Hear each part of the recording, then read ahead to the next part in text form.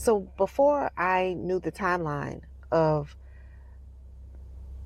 my ex's betrayal, before I knew when his betrayal started, my discernment picked up that he was not faithful, right? And so I confronted him. I flat out asked him, "Hey, do you have somebody else?" And again, from the very first time that I confronted him, he never acknowledged, he never denied it, which him not acknowledging or denying was an acknowledgement that yes, I am. But he was never strong enough to stand on his 10 toes and say, yes, this is what I'm doing. He was never strong enough to just say, yes, I am cheating. Yes, I have cheated on you.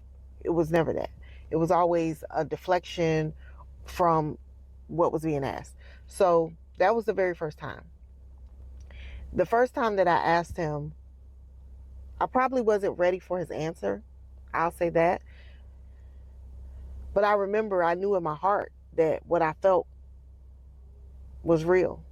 And I remember I broke down. I broke down. Not in front of him, but away to myself, I broke down because I knew it.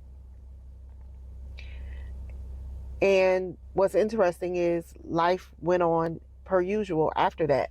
And so I confronted him again. And again, he deflected, right? And so here's what I learned. I really had to pray and ask for guidance because when you're married, if you intertwined your life with someone, I understood the gravity of rash decisions. So although I was hurt, I wanted to make sound and sober decisions about moving forward my life. So I really was praying, like, okay, God, what do I do? This man, in his action, he's standing 10 toes down in his disrespect and his betrayal. His words are ambiguous, but he was standing on it with his actions because I could tell there was no change behavior. So even though I'm asking him and he's not verbally confirming, his behavior isn't changing. His attitude isn't really changing. So it's telling me that yes, he's definitely betraying and he's standing on it. So I'm praying, asking God, how do I handle this? And one thing about my life is when I ask God for direction, when I get something that I don't want to hear, I know that it's God. And so God told me, don't get into a petty match, right? Don't retaliate. He told me, do not retaliate. You continue to do what you're supposed to do. Keep moving forward. Do what you're supposed to do. This is what God said to me. And I'm not going to lie, I didn't want to hear it. Because when my natural instinct was me knowing in my heart that he's not faithful, I wanted to get details. And God specifically told me, don't go look for no details. Don't get into a petty back and forth. Don't try to retaliate. And one thing I knew is that if God took the time to answer my prayer, that I better heed what was said. So I had to shift my mindset while still being under the same roof with this person.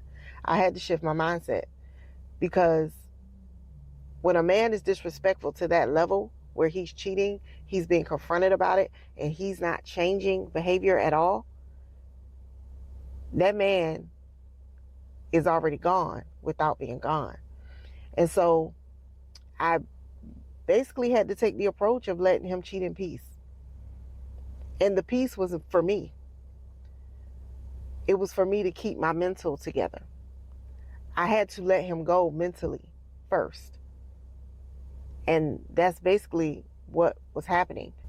God's instruction to me set me into a place where mentally I had to let this man go because he's already demonstrated that he's not going to change. He's not going to stop. So me trying to continue to talk to him, trying to convince him, or even trying to track him was not going to do anything satisfactory or anything positive for the situation. So I had to let him go mentally, which means I let him cheat in peace. And I know that sounds crazy, but I had to be obedient. And here's some things I learned about letting him cheat in peace. I believe he got spooked, because when a man knows that he's doing dirt and you're not putting up any resistance, you're not questioning him, you're not blowing his phone up, you're not trying to figure out where he is,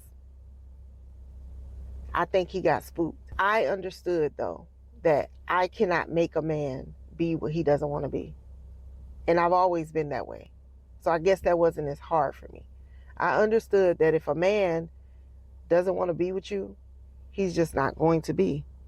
You can't make him be, do, or say what he doesn't want. So you can't control a man. You can't change him. You can't make him do anything. The only thing I could change or could control was myself. And that's where I chose to put my focus. I had to shift my energy away from him, because basically it was all over but the shouting, as they say. This man was already gone mentally and emotionally, although he was still coming home every day like a normal, regular husband. I knew he wasn't normal and regular. I knew that he was playing a game. And I had to keep my mental in check, because number one, life doesn't stop.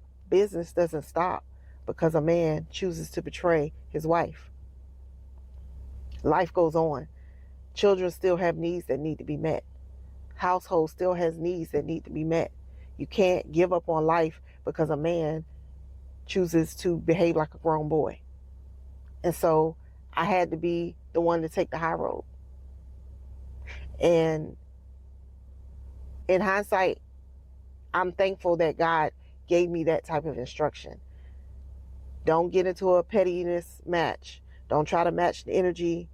Don't try to retaliate. Don't go looking for nothing.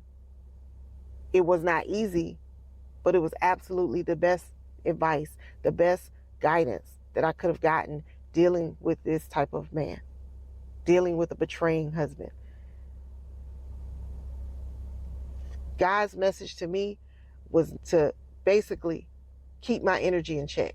If I had allowed myself to go down the rabbit hole of what is he doing and who is he doing it with and trying to pay him back, I wouldn't be mentally where I am now. I probably would be run down. And so let him go. That was the gist of what God was teaching me in that moment. You got to let him go. Don't intertwine your energy into his low vibration. And that is why I let him cheat in peace. Because God's instruction told me not to go low with him. And also I understood that I couldn't make him do anything he did not want to do. Nor did I want to. But I had to be patient, and I had to shift my energy, and I had to let him go mentally first. And that required me to let him cheat in peace so that I could shift myself into the things that were important. Because again, life goes on. Life goes on. And God was taking me on a unique journey. Because I know most women, if they find out their husband's cheating, besides cussing and fussing and fighting, besides that, they're running to go file paperwork. And that just wasn't my instruction. And so it's taught me so much, given me so much strength to walk through what I walked through the way I did it. But like I said, I also saw the flip side of how it affected him, because I wasn't stressed and pressed. And I was really training up that muscle of letting go, which is essential when you have to move on with life. Because if a man don't want to stay, you can't make him stay. You have to prepare yourself for that next chapter. And you have to not lie to yourself that this man is cheating on me, but we might work out. Because that man is cheating on you, it's highly likely it won't work out. it's highly likely he's already gone. So that's what I had to acknowledge. And that's why I let him cheat in peace. And this was the process that helped me walk the path of a healed wife.